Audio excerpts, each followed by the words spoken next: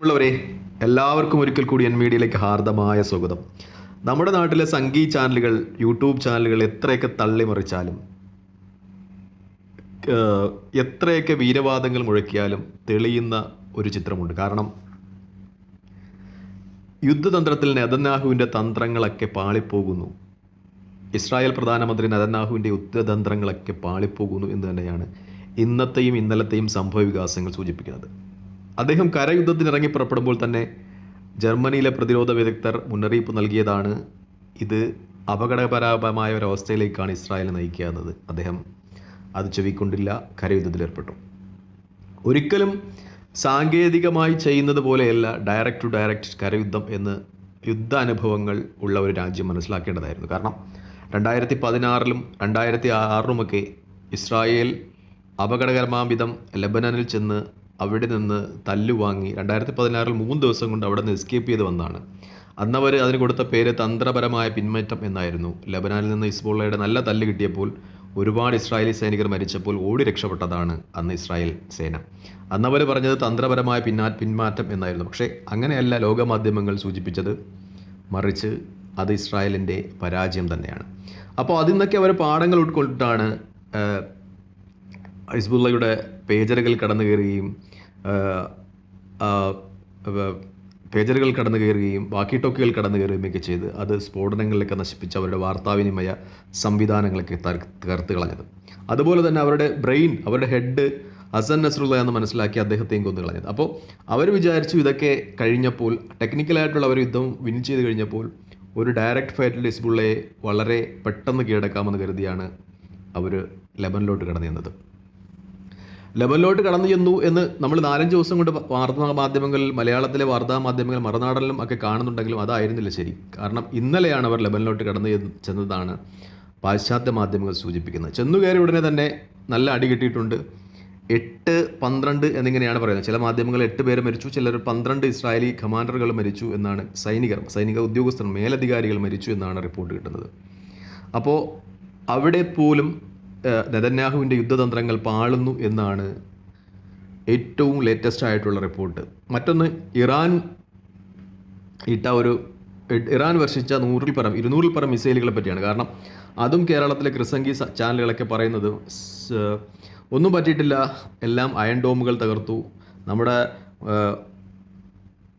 മറുനാടൻ എന്ന് പറയുന്ന വിഷനാടനിലൊക്കെ ഫുള്ള് പ്രകീർത്തനങ്ങളാണ്. കാരണം എങ്ങനെ ഇത് സാധിച്ചു, അത് ദൈവതുല്യമാക്കിയാണ്. ചില മറുനാടൻ നേരിട്ട് പോയി മിസൈലുകളൊക്കെ തടഞ്ഞു നിർത്തി കണക്കാണ് പറയുന്നത്. പക്ഷേ നമ്മൾ ടൈംസ് ഓഫ് ഇന്ത്യ എന്ന് പറയുന്ന ഇൻ്റർനാഷണൽ ചാനലിൻ്റെ അവരുടെ വീഡിയോസ്, അവരുടെ യൂട്യൂബ് ചാനലൊക്കെ പോയി വീഡിയോസ് കാണുമ്പോൾ മനസ്സിലാകും ആ മിസൈലുകൾ എവിടെയൊക്കെ പതിച്ചിട്ടുണ്ടെന്ന്. കാരണം ഇറാൻ ലക്ഷ്യമാക്കിയ എല്ലാ കേന്ദ്രങ്ങളിലും പതിച്ചിട്ടുണ്ട്. മൊസാദിൻ്റെ ഹെഡ് ഓഫീസിന് മുന്നിൽ വലിയൊരു ഗർത്തം രൂപപ്പെട്ടിട്ടുണ്ട്. F-36 മുതലായ വിമാനങ്ങൾ ലാൻഡ് ചെയ്യുന്ന സ്ഥലങ്ങളിലിട്ട് അത് മിസൈൽ പതിച്ചിട്ടുണ്ട്. അവരുടെ യുദ്ധവിമാനങ്ങൾക്ക് ഒരുപാട് കേടുപാടുകൾ പറ്റിയിട്ടുണ്ട്. ഇതുതന്നെയാണ് ഈ യുദ്ധം ഇസ്രായേൽ നയിച്ച രീതിയിലെല്ലാം മറിച്ച് ഇറാൻ ഡെവലപ്പ് ചെയ്ത രീതിയിലിട്ടാണ് യുദ്ധത്തിൻ്റെ പോക്ക് എന്ന് മനസ്സിലാകുന്നത്. ആദ്യ ദിവസങ്ങളിലൊക്കെ ഇസ്രായേലിന് മേൽക്കൈ ഉണ്ടായിരുന്നുവെങ്കിലും ഇപ്പോൾ അത് ഇല്ല എന്ന് തന്നെയാണ് വ്യക്തമാകുന്ന സൂചന. ഒന്ന്, ഇസ്രായേൽ പ്രതീക്ഷിച്ചത് അമേരിക്കയുടെ ഇടപെടലാണ്. ഇപ്പോൾ അമേരിക്കൻ പ്രസിഡന്റ് പറഞ്ഞിരിക്കുന്നത് ആണവായുധങ്ങൾ, ഇറാൻ്റെ ആണവ കേന്ദ്രങ്ങളൊന്നും ആക്രമിക്കുന്ന രീതിയിലേക്ക് യുദ്ധം നീണ്ടുപോകരുത്, വേണമെങ്കിൽ ഇറാൻ്റെ ഏതെങ്കിലും വയലിലോ പറമ്പിലോ ഒക്കെ ബോംബിട്ട് പ്രതീകാത്മകമായി നിങ്ങൾ ബോംബിട്ട് എന്ന രീതിയിൽ തിരിച്ചു പോയിക്കൊള്ളാൻ പറഞ്ഞിട്ടുണ്ട്.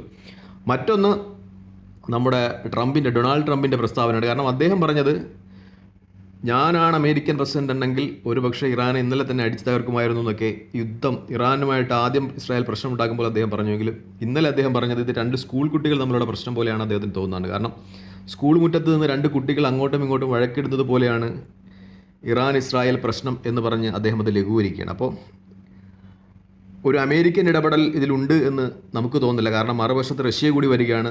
റഷ്യൻ പ്രസിഡന്റ് ഓൾറെഡി ഇറാനിലെത്തിയിട്ടുണ്ട്. അപ്പോൾ റഷ്യയുടെ പിന്തുണ ഇറാനാണ് എന്ന രീതിയിൽ കാര്യങ്ങൾ വരുമ്പോൾ അമേരിക്ക ഇടപെടാൻ മടിക്കുന്നു എന്ന് തന്നെയാണ് വാസ്തവം. അപ്പോൾ ഞാൻ പറഞ്ഞു വരുന്നത്, ഇറാൻ്റെ കോർട്ടിലേക്ക് യുദ്ധം പതുക്കെ മാറുകയാണ് എന്ന് പറയാൻ പറ്റും. കാരണം ഇന്നും 2-3 മണിക്കൂറുകൾക്ക് മുമ്പും ഹൂതികളുടെ ഒരു ഡ്രോൺ അത് ഇസ്രായേൽ പതിച്ചിട്ടുണ്ട്. സാരമായ നാശനഷ്ടങ്ങൾ വന്നിട്ടുണ്ട്. അത് നമുക്ക് ടൈംസ് ഓഫ് ഇന്ത്യ എന്ന് പറയുന്ന അന്താരാഷ്ട്ര മാധ്യമത്തിൻ്റെ അവർക്ക് യൂട്യൂബ് ചാനലുമുണ്ട്. ആ ചാനലിൽ ഇത്തരം ദൃശ്യങ്ങൾ നമുക്ക് വ്യക്തമാണ്. അപ്പോൾ പറഞ്ഞു വരുന്നത് യുദ്ധം ഒരിക്കലും ഏകപക്ഷീയമല്ല. ടെക്നിക്കലി ഇസ്രായേൽ എന്ന് പറയുന്ന രാജ്യം വളരെ വലുതാണ്. അവരുടെ മൊസാദ് എന്ന് പറയുന്ന ചാരസംഘടന ലോകത്ത് ഏറ്റവും ശക്തമാണ്. ആ രീതിയിലൊക്കെ അവർ വിജയിച്ചു നിൽക്കുന്നുണ്ടെങ്കിലും ഇറാൻ്റെ മിസൈലുകളുടെ ദൂരപരിധി, ഇറാൻ്റെ കരസേനയുടെ സാന്നിധ്യം, ഹിസ്ബുള്ളയുടെ കരയുദ്ധത്തിൽ അല്ലെങ്കിൽ ഗറില്ല യുദ്ധത്തിലെ പ്രാഗൽഭ്യം, അത് ഒക്കെ ഒരു അഡ്വാൻറ്റേജായി ഇറാനി മിലിഷ്യയ്ക്കും ഇറാനി പ്രോക്സി ഗ്രൂപ്പുകൾക്കും ഇറാനും നിലനിൽക്കുന്നിടത്തോളം കാലം ഇസ്രായേലിന് ഏകപക്ഷീയമായി ഒരു വിജയം പ്രതീക്ഷിക്കുവാൻ തരമില്ല. മറ്റൊന്നുള്ളത്, ഒരുപക്ഷെ മൊസാദ് ഇറാൻ്റെ സേനയിലൊക്കെ നുഴഞ്ഞു കയറിയിട്ടുണ്ട് എന്ന റിപ്പോർട്ടുകളാണ്. അവരുടെ വാർത്താവിതരണ കേന്ദ്രങ്ങളിലും സേനയിലുമൊക്കെ നുഴഞ്ഞു കയറിയിട്ടുണ്ടെങ്കിൽ അതൊരു പക്ഷേ വലിയ തിരിച്ചടിയായിരിക്കും ഇറാന് സംഭവിക്കുക ഇനിയുള്ള യുദ്ധം തുടർന്നു പോകുകയാണെങ്കിൽ. അല്ലാതെ ഒരു ഡയറക്റ്റായിട്ടുള്ള യുദ്ധത്തിൽ ഇറാൻ ഇസ്രായേൽ സംഘർഷമുണ്ടായാൽ അത് ഇസ്രായേലിന് തന്നെയായിരിക്കും നഷ്ടമെന്നാണ് വാർത്താമാധ്യമങ്ങളും യുദ്ധവിദഗ്ധരുമൊക്കെ വിലയിരുത്തുന്നത്. നമ്മുടെ നാട്ടിൽ നിന്ന് തള്ളിമറിക്കുന്നത് പോലെയല്ല കാര്യങ്ങളുടെ ഒരു കിടപ്പ് എന്ന് ചില അന്താരാഷ്ട്ര മാധ്യമങ്ങളൊക്കെ ശ്രദ്ധിച്ചാൽ മനസ്സിലാകും. ഞാൻ പറയുന്ന ഒന്ന് രണ്ട് ചാനലുകളുണ്ട്, ടൈംസ് ഓഫ് ഇന്ത്യയുടെയൊക്കെ യൂട്യൂബ് ചാനലുകളുണ്ട്. അവരുടെയൊക്കെ ചാനലുകളിൽ പോയാൽ തന്നെ ലൈവായിട്ട് മിസൈലുകൾ പതിക്കുന്ന സ്ഥലങ്ങളും അവിടെ ഉണ്ടാകുന്ന നാശനഷ്ടങ്ങളെ പറ്റിയ ഡീറ്റെയിൽസ് കിട്ടും. അപ്പോൾ യുദ്ധം ഒരിക്കലും ഏകപക്ഷീയമല്ല എന്ന് തന്നെയാണ് പറയാനുള്ളത്. രണ്ട് ഭാഗത്തും ആൾനാശം ഉണ്ടാകുന്നുണ്ട്. എവിടെയായാലും യുദ്ധം അത് അപകടകരമാണ്. കാരണം അത് സാധാരണ ജനങ്ങളുടെ ജീവിതമാണ് ഇല്ലാതാക്കുന്നത് എന്ന സത്യം അത് പരമാർത്ഥമായി തന്നെ നൽകുന്നു. പക്ഷേ ഒന്നുകൂടിയുണ്ട്, ഞാൻ അടിവരയിട്ട് പറഞ്ഞുകൊള്ളട്ടെ.